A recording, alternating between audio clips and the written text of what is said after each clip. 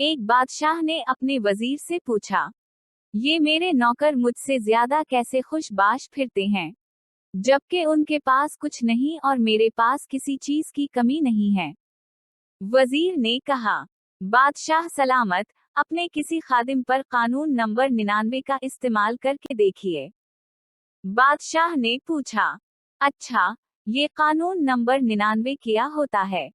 वजीर ने कहा, बादशाह सलामत, एक सुराही में 99 दिरहम डालकर सुराही पर लिखिए, इसमें तुम्हारे लिए 100 दिरहम हदिया है।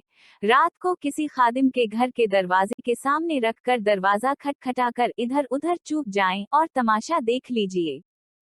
बादशाह ने ये तजुर्बा करने का फैसला किया और जैसे वजीर ने समझाया था वैसे ही किया। सुराही रखने के बाद दरवाजा खटखटाया और चूक कर तमाशा देखना शुरू कर दिया। दिरहम गिने तो 99 निकले, जबकि सुराही पर लिखा 100 दिरहम था। खादिम ने सोचा, यकीना एक दिरहम कहीं बाहर गिरा होगा। खादिम और इसके सारे घर वाले बाहर निकले और दिरहम की तलाश शुरू कर दी। खादिम का गुस्सा और बेचैनी देखने लायक थी।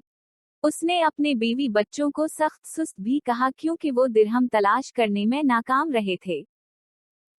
दूसरे दिन ये मुलाजिम महल में काम करने के लिए गया तो इसका मिजाज मकदर, आंखों से जगराते, काम से झुंझलाहट, शक्ल पर अफसुर्दगी आया थी। बादशाह समझ चुका था कि 99 का कानून किया हवा करता है।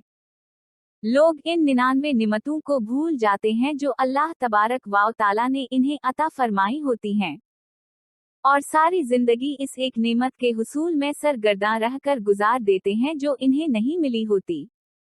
और वो एक नेमत भी अल्लाह की किसी हिकमत की वजह से रुकी हुई होती है जिसे अता कर देना अल्लाह के लिए बड़ा काम नहीं हुआ करता। लोग अपनी उसी एक मफकूद नेमत के लिए सरगर्दा रहकर अपने पास मौजूद 99 निमतों की लज़ातों से महरूम मिजाजों को मकदर करके जीते हैं। हासिल हो जाने वाली 99 निमतों पर अल्लाह तबारक व तआला का एहसान मानिए और उनसे मुस्तफीद होकर शुक्र गुजार बंदे बनकर रहिए। अल्लाह हम सबको सबर शुक्र करने वाला बनाए, आमीन।